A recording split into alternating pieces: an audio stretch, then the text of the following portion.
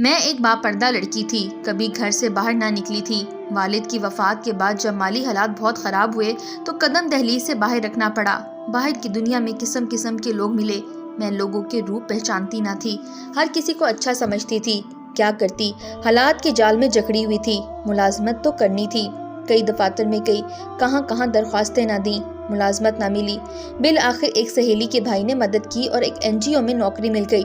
ہماری ڈیوٹی مختلف پناہ گزین کیمپوں میں لگتی۔ جو تارکین وطن اپنے ملک کے جنگی حالات سے گھبرا کر آئے تھے، وہ ہمارے ملک میں پناہ لینے پر مجبور ہوئے تھے۔ ان کی بے بسی دیکھ کر بعض اوقات آنکھوں میں آنسو آ جاتے تھے۔ یہ پڑوسی ملک کے باشندے شہروں سے کچھ دور خیمہ بستیوں میں رہتے تھے۔ ان دنوں میرے ساتھ ایک میڈیکل آفیسر کام کر رہا تھا، جو ان خیمہ بستیوں میں بیمار لوگوں کے علاج و معالجہ میں مددگار تھا۔ وہ بہت ہی نفیس قسم کا انسان تھا، نرمی اور اخلاق سے بات کرتا۔ جو لوگ اس کے ساتھ کام کرتے تھے، سبھی سے حسن سلوک سے پیش آتا، ہر کسی کی مدد کرتا، اور جب مجھے کسی قسم کا تعاون چاہیے ہوتا تو وہ پیش ہوتا۔ اس کا نام معین الدین تھا، ہم اسے معین صاحب بلاتے تھے۔ ایک دن میں بازار میں کچھ ضروری اشیاء لینے گئی کہ اچانک وہاں بھگدڑ مچ گئی۔ شاید کہیں قریب دھماکہ ہوا تھا۔ آواز تو ہم سب نے سنی تھی۔ سبھی لوگ گھبرا کر ادھر ادھر بھاگنے لگے۔ میں بھی گھبرا گئی۔ ہر کوئی سواری ڈھونڈ رہا تھا تاکہ اس جگہ سے نکل پڑے۔ ایسے میں سواری ملنا آسان نہیں ہوتا۔ تبھی دل سے دعا نکلی، ایک کاش کوئی اپنا نظر آ جائے جو مجھے یہاں سے دور لے جائے۔ دل پر بہت زیادہ خوف و ہراس طاری تھا۔ دل سے یہ نکلی دعا بے اختیار قبول ہو گئی۔ کسی نے میرے ہاتھوں میں پکڑے ہوئے شاپر تھام لیے۔ دیکھا تو یہ معین صاحب تھے۔ میری جان میں جان آ گئی۔ وہ بولے، چلو میرے ساتھ۔ سڑک پار ان کی گاڑی موجود تھی۔ جلدی سے ہم گاڑی میں بیٹھ کر بازار سے محفوظ سڑک کی طرف نکل آئے۔ کچھ دور آگے جا کر ایک ریسٹورنٹ کے سامنے انہوں نے گاڑی روک لی اور بولے، آؤ چائے پی کے تھوڑا سا فریش ہو جائیں، اوسان بحال کر لو، گاڑی بھی ٹھیک طرح سے نہیں چلا پا رہا۔ میں نے اس وقت انکار مناسب نہ سمجھا۔ انکار کی گنجائش نہ تھی۔ ہم ریسٹورنٹ کے اندر جا بیٹھے۔ چائے کی بجائے انہوں نے کھانے کا آرڈر دے دیا، کیونکہ دوپہر ہو رہی تھی اور یہ چائے کا نہیں کھانے کا وقت تھا۔ لنچ کے دوران وہ بے تکلفی اور اپنائیت سے ادھر ادھر کی باتیں کرنے لگے۔ میری بھی تعریف کی، لیکن میں نے اپنی تعریف کو سنجیدگی سے نہ لیا، کیونکہ مرد لوگ لڑکیوں کے اس طرح سے تعریف کرتے ہی ہیں۔ کیوں بھی میں اچھی شکل و صورت کی مالک تھی، اس لیے تعریف کچھ اچنبے کی بات نہیں تھی۔ ڈیوٹی کے دوران اب ہم بے تکلف دوستوں کی طرح بات کرتے۔ اجنبیت اپنائیت میں تبدیل ہو چکی تھی۔ اکثر وہ مجھے ساتھ کھانے کا کہتے اور میں مان جاتی۔ شاید کہ زندگی کی بے رنگی اور انتھک محنت سے گھبرا گئی تھی۔ اب تو زیست کی تپتی دھوپ میں معین کا وجود ایک سایہ دار شجر کی طرح تھا۔ اس کا ساتھ میرے لیے بڑا خوشگوار تھا۔ زندگی سہل لگنے لگی تھی، ملازمت بھی مشقت نہیں لگتی تھی۔ اب وقت کا ایک ایک لمحہ جو پہلے اپنے وجود پر بھاری قدموں سے چلتا محسوس ہوتا تھا، پھولوں کی مانند ہلکا پھلکا لگنے لگا تھا۔ سال گزر گیا اور پتہ بھی نہ چلا۔ دوسری بار ہمیں اس شہر سے دور قریبی شہر میں آباد خیمہ بستیوں کے باسیوں کی خدمت و خبر گیری کا ذمہ سونپا گیا تھا۔ ہم نے یہاں اکٹھے چند ہفتے کام کیا تھا کہ معین صاحب کی ڈیوٹی ایک اور کیمپ میں لگا دی گئی۔ مجھے یہاں اس کے بغیر کام کرنا تھا۔ معین کے جانے سے شدت کے ساتھ اس کی کمی محسوس ہونے لگی، جیسے سر سے کوئی حفاظت کرنے والا ہاتھ ہٹ گیا ہو۔ اداس رہنے لگی۔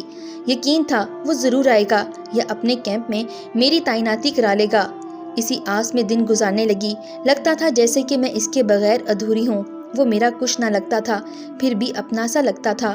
2 ماہ بعد وہ ایک دن وزٹ پر ہمارے کیمپ آیا۔ بتایا کہ وہ بھی میرے بغیر خود کو ادھورا خیال کرتا ہے اور اسے بھی تنہائی عذاب لگتی ہے۔ شاید کہ یہی وہ وقت تھا جب کسی وقتی جذبے کے تحت اس نے مجھے شادی کی پیشکش کر دی۔ اس کی زبان سے ایسے کلمات سننے کو میں ترس رہی تھی۔ دل پھول کی طرح کھل اٹھا، بہت خوش تھی۔ در حقیقت یہی وہ گھڑی تھی جس کا مجھے عرصے سے انتظار تھا۔ مستقبل واضح میرے سامنے تھا اور میں پرسکون تھی۔ انجان رستوں کے پیچ و خم اب مجھے نہیں ڈراتے تھے۔ امی کو بتایا کہ آپ میری فکر نہ کریں بلکہ چھوٹی کی فکر کریں، کیونکہ مجھے میری منزل مل گئی ہے۔ میں یکسوئی سے ڈیوٹی سر انجام دینے لگی۔ جب وزٹ پہ معین آتا، ہم ڈیوٹی کے بعد وقت گزارنے باہر نکل جاتے۔ وہ اچھی اچھی باتیں کرتا اور مجھے مستقبل کے روشن خواب دکھاتا، نہ تھکتا۔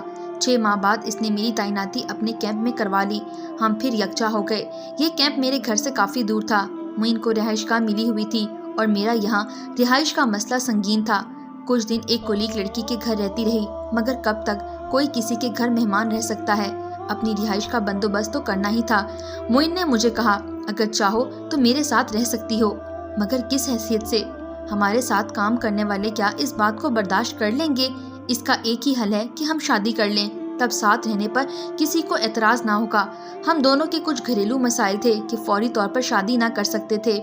इसका हल मोइन ने ये निकाला कि निकाह करके साथ रह सकते हैं। रुखसती बाद में बुजुर्गों की मौजूदगी में होगी। मैंने मान लिया। मुझे मोइन पर पूरा भरोसा था। जिस एनजीओ में हम काम कर रहे थे, इसके 2 साथी दोस्तों को मोइन ने गवाह बनाया और दूसरे 2 को मैंने बना लिया और हमने 4 कोलीग की मौजूदगी में निकाह कर लिया। इस तरह तमाम साथी वर्कर्स को भी इल्म हो गया कि हमने निकाह किया है। हम साथ रहने लगे। किसी को अब हम पर एतराज करने की जुर्रत ना थी। निकाहनामा मेरे पास था और हम सबको मियाँ बीवी के तौर पर जानते और समझते थे। किसी को इससे गर्ज ना थी कि हमारा ये निकाह बाकायदा रजिस्टर्ड हुआ है कि नहीं और रुखसती हुई है या नहीं। हमने घरदारी का सामान इकट्ठा खरीदा, बर्तन, टीवी सेट, हद तक कि दिया सलाई तक। इस कैंप की खिदमत में हम 2 वर्ष साथ रहे। वहाँ हम सबको मियाँ बीवी की हैसियत से ही जानते थे। हम मियाँ बीवी ही थे, सिर्फ दुनिया की नजरों में रुखसती होना बाकी थी। निकाहनामा मेरे पास था, ज़मीर पर कोई बोझ न था। अलबत्ता मैं मोइन से ये ज़रूर कहती थी कि तुमने मुझे बाकायदा दुल्हन नहीं बनाया। इसका जवाब होता, रुखसती की रस्म वालिदैन की दुआओं में होगी, दुल्हन भी बनाऊंगा और थोड़ा इंतजार कर लो। मेरी छोटी बहन की शादी हो गई। मोइन के भी कुछ इस किस्म के मिसाइल थे जो काफ़ी हद तक हल हो चुके थे। इसकी तरक्की भी हो गई थी। अब हालात अरसे बाद हमारे लिए पूरी तरह से साजगार होने वाले थे। इन्हीं दिनों मैंने महसूस किया कि अब रुखसती बुजुर्गों को एतमाद में लेकर हो जानी चाहिए। मोइन से पुरजोर अल्फाज में मुतालबा किया कि निकाह को बुजुर्गों पर जाहिर करके हमें रुखसती करवा लेनी चाहिए। थोड़े दिन और सब्र करो, अभी ये जिम्मेदारी कबलज वक्त है। मेरे लिए और कुछ जिम्मेदारियों से ओहदा बर होना लाजमी है। वह किसी तौर पर मेरा मुतालबा मानने को तैयार न था। तब मैंने जिज आकर कह दिया कि जो निकामा मेरे पास है, इसे मैं खुद जाकर इसको और इसके वालिदैन को दिखा दूंगी। इसको जहमत करने की ज़रूरत नहीं है। वो बोला, ऐसा करोगी तो खुद मुश्किल में पड़ जाओगी। मैं इसके बाद किसी मामले का जिम्मेदार ना रहूँगा, लिहाजा मेरा कहा मान लो और इस अमर से बाज रहो। मैं तुमसे बाकायदा शादी का ऐलान बहुत जल्द और ज़रूर करूँगा, लेकिन मेरे हालात फ़िलहाल ऐसे हैं कि मैं मजबूर हूँ। इसके मुंह से ऐसी बातें सुनकर मैं सकते में आ गई। सोच भी ना सकती थी कि वो इस कदर पहलोती से काम ले सकता है। मैंने साफ कह दिया कि तुम्हारे खिलाफ निकाहनामा लेकर कोर्ट चली जाऊंगी, लेकिन इस जान का खून ना करूंगी जो अब मेरी ज़ात का हिस्सा बन चुकी है और मेरे वजूद में ज़िंदगी की ज़मानत है। मेरी हर धर्मी पर वो परेशान हो गया। सोच भी ना सकता था कि इस मामले पर मैं इतनी जज्बाती हो जाऊंगी, लेकिन मैं इसकी किसी मजबूरी पर हथियार डालने पर राजी ना थी। दिन रात मिन्नत समाजत करता था, मेरे पाँव पकड़कर इल्तिजा करता। बिल आखिर इसने इतना मजबूर किया कि मुझे वक्त से कबल माँ बनने की मुसर्रत का गला घूंटना पड़ा, क्योंकि मैं इस मोड़ पर आ चुकी थी कि अब वापस ना लौट सकती थी। क्या बताऊं, किस दिल से इसका कहा माना। बयान नहीं कर सकती कि मुझे इस वक्त कितनी ज़हनी कर्ब और अजियत से गुजरना पड़ा।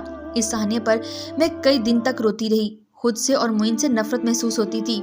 कई दिन तक ड्यूटी पर ना गई, लेकिन फिर खुद को समझाना पड़ा। ड्यूटी पर ना जाती तो मुलाजमत से ही हाथ धोने पड़ जाते। एक दिन मैं कैंप विजिट के लिए निकली तो मेरी अलमारी में रखा हुआ वो निकाहनामा मोइन ने तलाश करके उठा लिया और कई दिन तक मुझे इसकी गुमशुदगी का इल्म ना हो सका। एक दिन कपड़े तरतीब से रखते हुए ख्याल आया, जिस संदूकचे में मेरे चंद जेवरात थे, इसे खोलकर देखा तो संदूकचे का लॉक टूटा हुआ मिला और वहाँ से निकाहनामा गायब था। इन दिनों सादगी से निकाहनामे पर दूल्हा दुल्हन और गवाहों के दस्तखत हुआ करते थे। बाद में जब कोई चाहता रजिस्टर्ड करा लेता। मेरे होश जाते रहे, क्योंकि मोइन ने कहा था कि रुखसती के बाद इसको रजिस्टर्ड करा लेंगे। मुझे मोइन पर ऐसा एतमाद था जैसे कि इंसान को अपने खुदा के बाद किसी पर होता है। सोच भी ना सकती थी कि वो धोखा देगा, लेकिन निकाहनामा उड़ा लेने का क्या मकसद था। मैंने मोइन से दरियाफ्त किया तो इसने कहा कि मैंने इसको जला दिया है, क्योंकि इसकी कोई कानूनी हैसियत ना थी। निकाहनामा ना था, बस एक स्टैम्प पेपर था। हम निकाह दोबारा अपने बुजुर्गों के रूबरू ही करेंगे, बस 1-2 माह बाद ही। जब मैं बिगड़ने लगी तो कहा, मैं कल जाऊंगा गाँव। मेरा पहला निकाह अपने चाचा जात से हो चुका है और ये 8 साल कबल हुआ था। अब इसे ख़त्म करने जा रहा हूँ। वापस आकर तुम्हें खुशखबरी सुना दूंगा। फिर हम तुम्हारे घर चलेंगे, तुम्हारी वालदा और मामू वगैरह से बात करने। बाकायदा इनसे तुम्हारा रिश्ता मांगूंगा। दिल अंदेशों की जद में धड़कता रह गया। मोइन चला गया और कभी वापस ना आने के लिए। وہ ملازمت چھوڑ کر گیا تھا۔ مجھے بعد میں معلوم ہوا، اس کے ایک دوست سے اس کے گاؤں کا پتہ چلا۔ اس کے گاؤں گئی، وہ اپنی بیوی کو لے کر بیرون ملک جا چکا تھا۔ اپنے کانوں پر یقین نہ آتا تھا۔ میرے پاس تو واحد ثبوت وہی نکاح نامہ تھا جو وہ لے گیا تھا، اور وہ لوگ تھے جن کو شرم کے مارے معین کا کارنامہ بتانے سے گھبرا رہی تھی۔ کیا ثبوت تھا میرے پاس؟ ذلت و رسوائی سے بچنے کی خاطر میں نے اس نوکری کو خیر باد کہہ دیا اور اپنے شہر لوٹ گئی۔ گھر والوں کو کچھ نہ بتا سکی، کافی دنوں تک مغموم رہی۔ ایک کاش وہ مجھے کبھی مل جائے تو اس کا گریبان پکڑ لوں، جس کے نزدیک ایک عورت کی عزت کی کوئی قدر و قیمت نہیں تھی۔ اتنے عرصے تک اس نے مجھے اپنی بیوی باور کرائے رکھا، اور پھر مجھ سے یکلخت سارے ناطے توڑ کر کسی اور دنیا میں جا بسا۔ آج سمجھ میں آیا کہ نکاح کو خفیہ رکھنے سے کیوں منع کیا گیا ہے۔ یہ وہ مقدس بندھن ہے جس کا باقاعدہ اعلان ضروری ہے، اور ولیمہ بھی اسی لیے کیا جاتا ہے کہ عزیز و اقارب سارے معاشرے کو علم ہو جائے کہ ایک شخص نے کسی عورت کو زوجیت میں لیا ہے، اور وہ اس بندھن کو نبھانے کا پابند و جواب دہ ہے۔ سارے معاشرے کے روبرو جو لڑکیاں سمجھتی ہیں کہ خفیہ نکاح سے شادی ہو جاتی ہے، مرد عورت ایک مضبوط رشتے میں بن جاتے ہیں، وہ حقیقی زندگی کے رموز کو نہیں سمجھتی۔ ایسے خفیہ نکاح کرنے والے تو کسی بھی وقت عورت کو دھکا دے کر بھاگ سکتے ہیں۔ ان کو پکڑنے کے لیے کورٹ بھی ثبوت مانگتی ہے۔ عرصے تک میں بیمار رہی، اور آج بھی ذہنی طور پر بحال نہیں ہوں کہ خود اپنی نظروں سے گر کر آدمی آدھا بھی نہیں رہ جاتا۔ وہ زندگی کے حالات کا مقابلہ کرنے کی ہمت کھو دیتا ہے۔ وہ سنگ دل اپنی زندگی میں خوش و خرم ہوگا، مگر میں خوشیوں کے ایک ایک لمحے کو ترستی ہوں۔